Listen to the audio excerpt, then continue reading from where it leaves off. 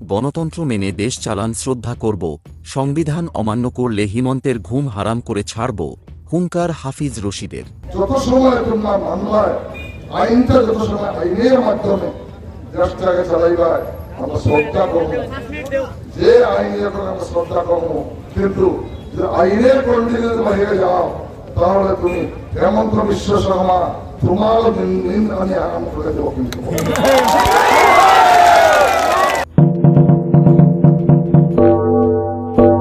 পবিত্র জুমুয়ার দিনে ভোট, চিন্তার কোনো কারণ নেই, নামাজ আদায় হবে, ভোট প্রদানেও অসুবিধা হবে না, ইমাম ও মুসল্লিদের কৌশল শিখিয়ে দিলেন কাটিগড়ার প্রাক্তন বিধায়ক আতাউর রহমান মাজার ভূঁইয়া।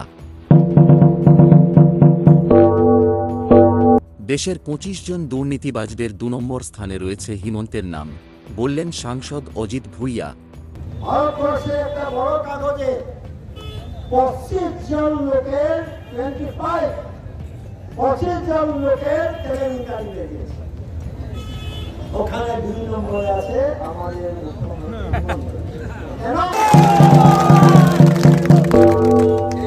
ঘন ঘন হাততালি ও জয়ধ্বনিতে মুখরিত কাজীর বাজার, জনসমুদ্রে পরিণত হাফিজ রশিদের নির্বাচনী সভা।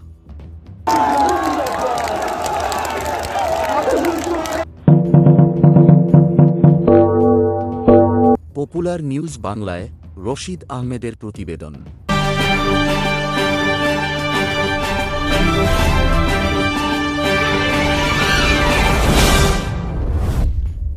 জনগণকে ভয় দেখিয়ে নয়, দেশের সংবিধান মেনে ক্ষমতা প্রয়োগ করুন, সম্মান করব, গণতন্ত্রের পরিপন্থী কথা বললে আমি হাফিজ রশিদ কাউকে ছেড়ে কথা বলবো না।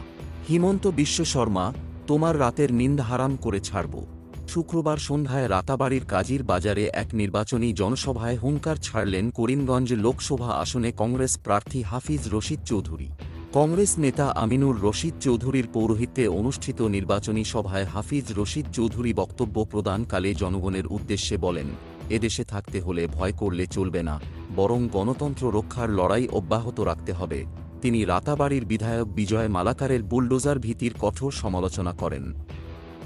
বিস্ময় প্রকাশ করে বলেন, একজন বিধায়ক হয়ে কিভাবে জনগণের সঙ্গে তুচ্ছ তাচ্ছিল্যের সঙ্গে কথা বলতে পারে। উল্লেখ্য যে রাতাবাড়ির বিধায়ক বিজয় মালাকার এক সভায় বক্তব্য রাখতে বলেন,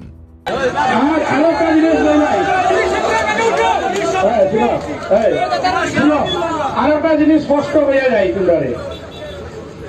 তোমরা যদি নিবার ভোট দাও না, সে কোন জায়গায় আমি জানি তো, বন্ধু আছে তো। এরপরে ৬ তারিখ রেজাল্ট, ৪ তারিখ রেজাল্ট, ৭ তারিখ যাতে খালি জেসিবি যায় না যাতে তোমরা বাড়ি, এই ব্যবস্থা করো। ভোট না দিলে বোলডোজার লাগিয়ে ঘরবাড়ি ভেঙে গুঁড়িয়ে দেওয়ার কথা বলে। আবার মুখ্যমন্ত্রী বলেন, দাড়িওয়ালা টুপিওয়ালার ভোট লাগে না। আইন সভার সদস্যদের মুখ থেকে এ ধরনের কথা বার্তা কখনো কাম্য নয়। এদেশে নানা ধর্মী ও বিভিন্ন ভাষার লোকেরা বসবাস করছেন।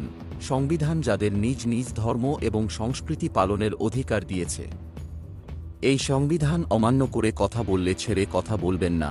হিমন্ত বিশ্ব শর্মা হলেও ঘুম হারাম করে ছাড়বেন বলে জানান হাফিজ রশিদ চৌধুরী।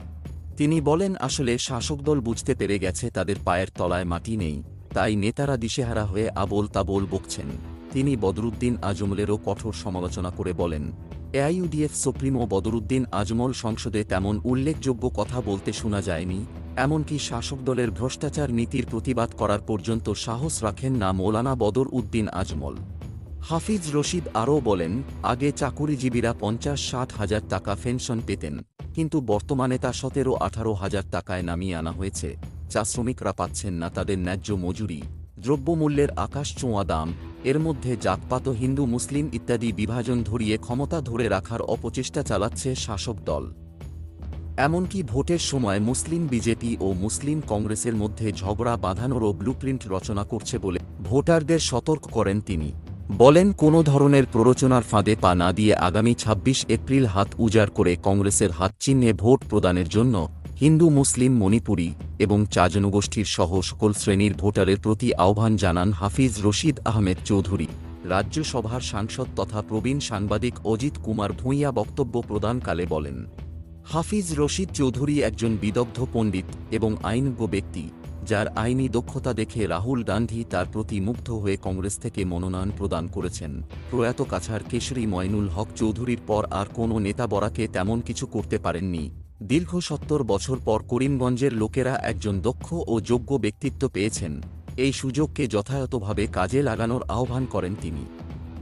অজিত ভূঁইয়া আরও বলেন, নিজেদের প্রার্থীর নিশ্চিত পরাজয়ের আঁচ পেয়ে রাতাবাড়ির বিধায়ক বিজয় মালাকার তুচ্ছ তাচ্ছিল্য ভাষায় জনগণের সামনে বক্তব্য রাখছেন, এমনকি বোলডোজার চালানোর ভয় দেখিয়ে ভোট লাভ করতে চাইছেন।